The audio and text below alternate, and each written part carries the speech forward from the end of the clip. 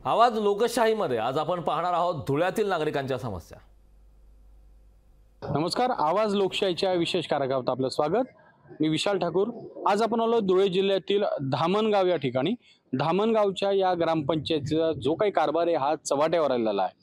काल रात्री या गावामध्ये ग्रामपंचायतीची चौकशी सुरू असताना या गावातील कागदपत्र गहाळ झाले। या ग्रामपंचायतमध्ये चोरी झालेली आहे। नेमक्या गावातील लोकांच्या अडचणी काय होता, का म्हणून गावात पोलीस तक्रार झालेले आहेत, या संदर्भात आपण जाणून घेण्यासाठी या गावात आलेलो आहे।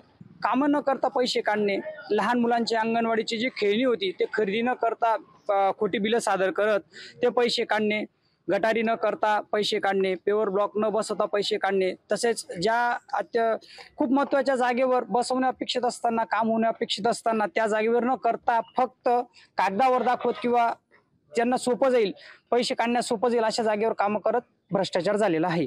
वेळेवर पाण्याची सुविधा नाहीये, गटारी वगैरे साफ नाहीये। तशाच प्रकारे अनेक कामे जे आहेत ते नुसते कागदपत्री दाखवली आहेत, ते प्रत्यक्षात नाही आहेत। तर जे सोयीस्कर वाटेल ते त्यांच्या पद्धतीने करण्याचा प्रयत्न करत आहेत। शासनाच्या भरपूर स्कीमा अशा आहेत तर त्या लोकांपर्यंत पोहोचलेल्या नाहीत, ते फक्त कागदपत्री येणे वगैरे करणे अशा प्रकारचे कामं होत आहे फक्त।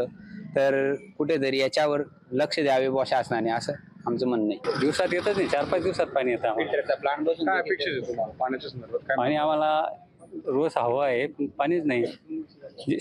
जवळजवळ नदीतच पाणी नाही म्हणून येत नाही, 4-5 दिवसाआड पाणी येतं। ते फिल्टर पाण्याचं 2 वर्षापासून बसवलेलं आहे, ते अजून चालू झालेलं नाही। नुसतं बसून तिथेच आहे, काही पाणी सर्व खराबच येतं आमच्या गावाला। पण आतापर्यंत ग्रामपंचायत तक्रारी झाल्या असतील या संदर्भात? काही वरतूनच चालत आलेलं आहे ते, त्याचे कोण ध्यान ठेवतं? काय मागणी काय तुमची नागरिक म्हणून? काय मागणी? नागरिक म्हणून पाणी चांगलं मिळायला पाहिजे, स्वच्छ पाणी। पाणी भरपूर असल्यावर 2-3 हिरे आहेत तरी पाणीचे काही बी नाटक सांगतात ते। तरुण मुलांसाठी व्यायामशाळा वगैरे झाली पाहिजे, स्मशानभूमीत लाईट वगैरे बसवायला पाहिजे, बसण्याची व्यवस्था चांगली पाहिजे। रस्त्याच्या संदर्भात काय अवस्था आहे तुझ्या गावाची? रस्त्यांच्या संदर्भात पाणी पावसाळ्याचं तर प्रत्येककडे राहतच, असं चांगलं आहे। तरी बाकीच्या ठिकाणी जे बाकी आहेत ते पण या गावातले काही विद्यार्थी नदी पार करून जातात, त्या संदर्भात काय अडचणी येतात नेमक्या पावसाळ्यात? पुलाच्या अडचण येते ना, पावसामुळे शाळेत येता येत नाही, त्यासाठी पूल पाहिजे। शेतकऱ्यांना शेतात जाता येत नाही। सर, माझ्याकडे आहे ना मातीचं घर आहे, मला कायद्यानुसार म्हणजे तुमच्या प्रोसिजरनुसार मला घर मंजुरी पाहिजे बाबा। तुमचं यादीत नाव वगैरे आले, ग्रामपंचायत तुमचं सर्वेक्षण केलंय का? सर्वेक्षण केलेलं आहे, पण माझं नावच कुठं आलेलं आहे? ते काय म्हणतात ना, ते ओबीसी दाखला सांगतायत। ओबीसी माझ्याकडे तिथं काय कागदांच्या प्रोसिजरमुळे ते मिळत नाही ना, मग ओबीसी आम्हाला गरीब लोकांना कुठं लाभ आहे? मग गावात नदीचा पूल आहे बोरीचा, तो झालेला नाही, त्याच्यामुळे जायला अडचणी आहे।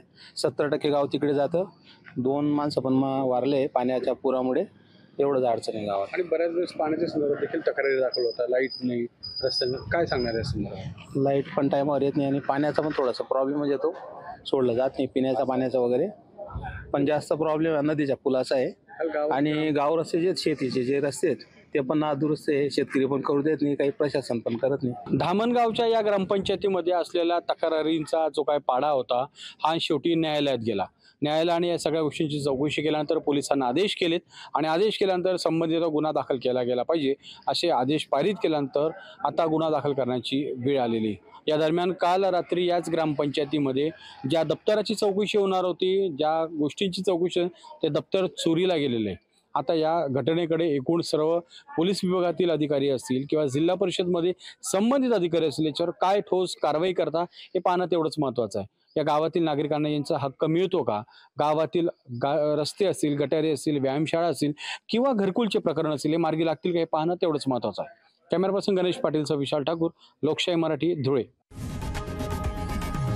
लोकशाही मराठी, ऐका, पहा, जागरूक रहा।